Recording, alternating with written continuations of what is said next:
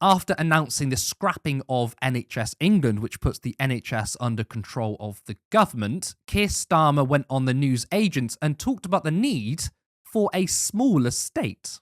In politics, particularly at the moment, people need to feel the change, because there's a bigger piece here about the disconnect between politics and people, and the feeling that politics is no longer a force for good. Part of that is driven by people thinking promises are made that aren't kept. I promised 2 million extra appointments in the first year of a Labour government. We've now delivered it. That is a really important proof point. But briefly, Prime Minister, you spoke in your speech about the size of the state. You've talked about the fact in your Telegraph article that it was 12,000 bigger in terms of headcount than it was before the referendum. Do you think simply that the state should be smaller by the end of this Parliament? Fewer people should be working for it? Yes, I think it should be smaller, more agile. It should be active. And this is the political difference. By and large, Conservatives don't believe in the state. They think the free market should do the work. That's why they think the state should be smaller. I believe in the state. I think it should be active. I think it should be sleeves rolled up. It should be on the pitch making a difference. But at the moment, what we've got is an oversized and underpowered state, the complete opposite of the active state that I believe would make a big difference. Okay, so as you heard there, he does justify his position by saying the Tories want a smaller state because they believe in free markets. And he wants a smaller state due to this vague notion of an agile and effective state. I mean, he's still calling for a smaller state. And his government so far has been extremely pro-privatisation. Wes Streeting is our health secretary. So, and obviously Wes Streeting, he's been given hundreds of thousands of pounds from private insurance companies. Sarah, before we get onto the policy stuff, at the beginning of that clip, Starmer talked about a disconnect between people and politics and broken promises. I mean, is he for real? The man's broken more promises than I've had hot dinners. So true. What do you make of that?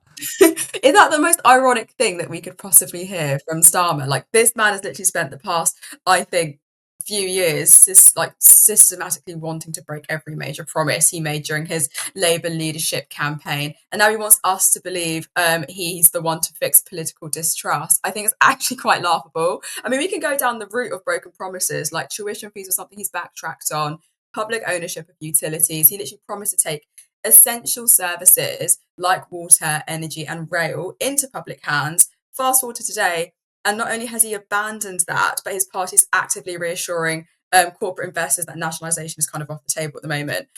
Workers' rights, taxing the rich, like all of these things that were supposed to be relatively left-leaning, he's just been like, oh, yeah, actually don't resonate because I forgot I'm cosplaying as Tory. So I think, yeah, it is laughable. I think this smaller state that we're going to get into in a little bit is definitely like a neoliberal blueprint that I want to unpack in a second once we get into his policies. But yeah, the whole idea of a smaller, agile state, definitely something I want to unpack. I also about his promises, the ones we remember the most are the 10 pledges when he was vying for leader. But it's more shocking. Okay, I'm not shocked anymore. Let's just say that. But it's more crazy that it's the pledges he ditched whilst he was leader, or even when he got into government. So it's not like, okay, we understand he lied to the membership to get elected, but even stuff like the Green Industrial Plan, that was £28 billion a year, that's been watered down. GB Energy, which was supposed to get a substantial amount of cash every single year, they've watered that down. There's so many things in the manifesto, or the things he said just before he got elected, he's reversed on. Not from things from 5 years ago, but from things like a week ago. The guy I think he's a pathological liar. So I think to say there's a disconnect between politicians and people, that's absolutely true. But you're part of the problem. He's the disconnect. I would say Keir Starmer's a bigger liar than Boris Johnson. I fucking will say that. God, what a statement. It is a statement, and I stand by it. You said I'm going to declare it as truth. And you know what? I think, yeah, absolutely. Rooted in truth. I think we have to keep a close eye on Starmer. He is so dangerous. What scares me the most is that he offered himself as this, as someone who was an alternative to Tory rule, like 14 years of austerity, 14 years of privatisation, deindustrialisation, and how the working class have really suffered. We have over 50,000 kids who are living in temporary accommodation who are literally rendered homeless as a result of Tory rule. And then you've got Starmer who pretends that he's for working people, but he isn't. He's telling us we can't have nice things. He's stripping us from the things that would make this country better. That we have to accept further cuts and further privatization, and just with a more competent and less openly cruel face. Like, just because you smile on our faces on the TV does not mean that I trust you any more. Let's unpack the more policy detail. So this smaller states thing, that's literally a Republican line and a conservative line. They want less government when it comes to regulation, social programs, welfare. So in the US, when it comes to social security, they want to gut that. Conservatives and Labour have been cutting benefits. They've been doing that for decades. Of course, when it comes to social issues, though, the right love big government, don't they? When it comes to who you can marry or you have sex with, they love that. So Starmer calling for a smaller yet empowered state, that makes no sense to me. That just sounds like, as you said, typical free market neoliberal politics. Is there anything I'm missing? Maybe Starmer has a genius strategy, which is a so-called smaller, agile state, which, I don't know, isn't free markets? Because so far, all we've seen is austerity and benefit cuts. So please, enlighten me. Is there this magical third thing he's got hiding? I cannot enlighten you about what Starmer's got underneath his bloody sleeve. The nonsense about a smaller, agile state, like Starmer's entire justification is literally pure spin.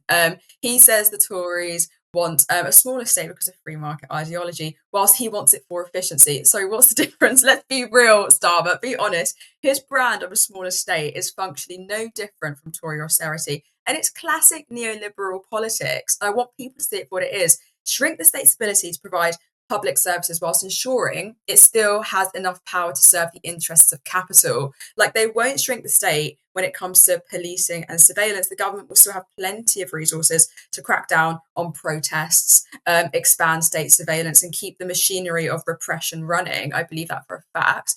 They won't shrink the state when it comes to corporate subsidies.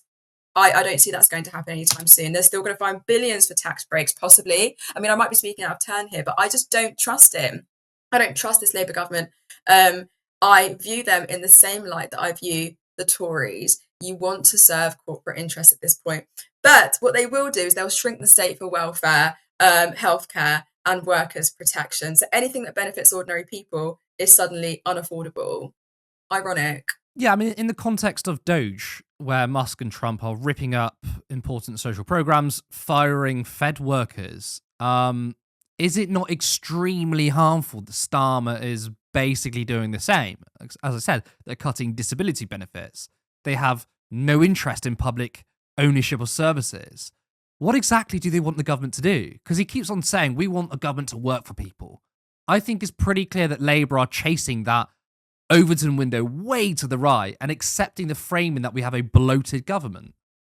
Yeah, absolutely. And again, I have to keep going back to these parallels of neoliberalism, because I think that's what's at the heart of it. Like, his advocacy for a reduced state apparatus literally mirrors neoliberal policies that favour diminished public spending and deregulation. And actually, you're spot on when it comes to it's in the context of those, it kind of aligns directly with that. I think that bloated government narrative indicates a significant rightward shift in, like, the Overton window, the range of policies that kind of are politically acceptable to the mainstream population at a given time. So that shift, I think, has redefined the political centre in one way or another. So, and we have to really reinterrogate the impact that it's going to have on public services. Like, the social safety net erosion is going to be very, very evident.